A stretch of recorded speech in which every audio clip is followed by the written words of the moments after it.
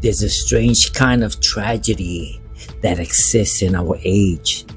Not the tragedy of famine, nor the tragedy of war, but the tragedy of invisibility. A business born with love, with passion, with sweat in the palms, and in hope of the heart, but it disappears before anyone even knows it exists. This is the fate of millions online. They build, they post, they launch, and then silence. Because in the digital world, silence is not absence, it is death. And this, my friend, is where our story begins. There was once a dreamer named Nancy. Nancy had built something beautiful, handcrafted jewelry made from recycled metals, designed to carry stories, not just shine. Every piece had meaning, but online, no one saw it. Her website was hidden in the endless maze of the internet. Her posts drowned in the sea of noise.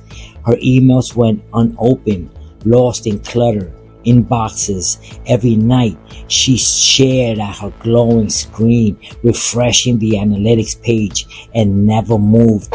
It was a different kind of grief, watching overcreation vanish, not because it lacked worth, but because no one could find it.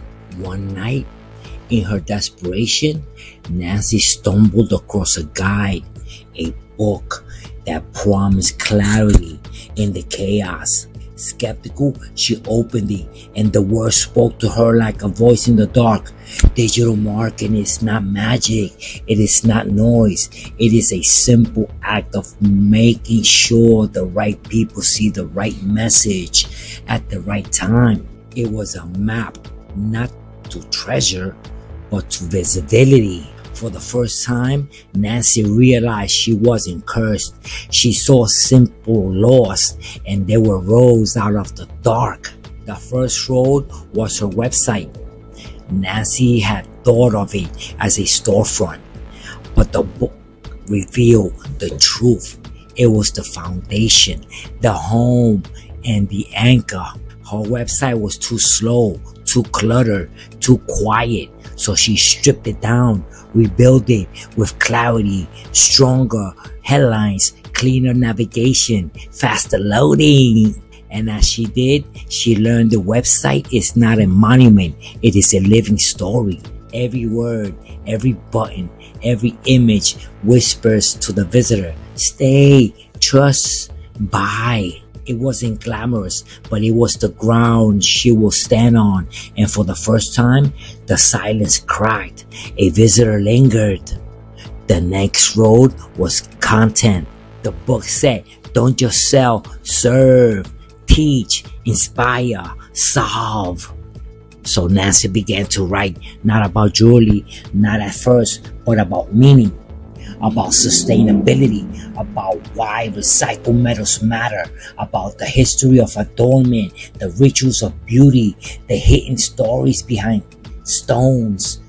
Her words became lanterns, lighting paths. Strangers didn't even know they were walking. Traffic trickled in. People stayed longer. They shared her post. And Nancy learned, when you stop shouting about yourself and start whispering what others need to hear, they lean closer.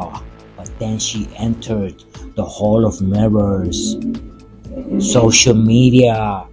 At first, it overwhelmed her. The endless trends, the flashing lights, the voices louder and louder. How could she small voice be heard there? But the guide whispered again, you don't need everyone. You need your people. Find where they are and speak only there. So Nancy focused on Instagram and Pinterest, the places where beauty and story collide. She posted not as an advertiser, but as a storyteller. She replied to comments, shared her customers' photos, showed her messy workbench as often as the polished products. And slowly the mirrors stopped distorting her. They began reflecting her truth. Her following grew, not millions, but enough. Then came the lesson that changed everything. Email. The guide explained social media is borrowed land, but in an inbox, that is the door you are invited through. At first, Nancy's list was small, barely 100 names, but she treated each one like a person, not a number. She wrote letters, not ads, stories, not pitches, tips, not spam, and then the replies came back. I've been waiting for this. This piece spoke to me. Where can I buy? Nancy realized relationships are not built in public, but in whispers. But still, she was invisible to the greatest giant of all. The search engine, the river of Google, the endless stream where billions search, but only a few were ever found. Here, the book revealed the two eyes of the giant, SEO and SEM. Search engine optimization was patience, craft, relevance. Search engine marketing was speed, precision, strategy. So Nancy did both. She learned the words her audience typed in the night. She wove them into her website, her stories, her images, and with a modest budget, she placed her message before those already searching. One night, she typed sustainable handmade jewelry into the search bar, and there she was, visible, but not numbers still haunted her. Analytics, metrics, data, they felt like cold eyes watching her every move. But the book reframed them. Numbers were not judgment, they were voices. Bounce rate said they came but you scared them away. Click rate said this caught their curiosity. Conversion said they believed you. Every number was a whisper of truth. And when Nancy listened, she was no longer guessing. She was guiding, and guiding she grew. Here is where the story turns, because for every Nancy who learns the roads, there are countless others who never do. Their dreams die unseen. Their work dissolves into the digital fog. And that is the tragedy. Not that their ideas were weak, but that their voices were never heard. Silence in this age is not neutral, it is fatal. Nancy is no longer invisible. Her jewelry finds homes across oceans now. Her inbox is filled with gratitude. Her nights are filled not with despair, but with purpose. But she never forgets the darkness she walked through, the silence she almost surrendered to. And so she tells her story to remind others to guide them, because digital marketing is not about selling, it is about surviving. It is about being seen. And in a world drowning in noise, being seen is everything. So if you are there now, refreshing the analytics page that never moves, wondering why your voice vanishes into the void, know this: you are not cursed, you are not broken, you are simply unseen.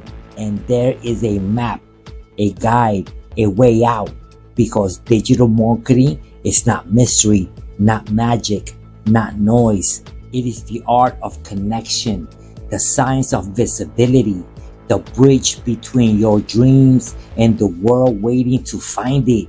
And if Nancy's story proves anything, it's this: the tragedy is not in failing, the tragedy is never being found. Please subscribe and see you in the next video.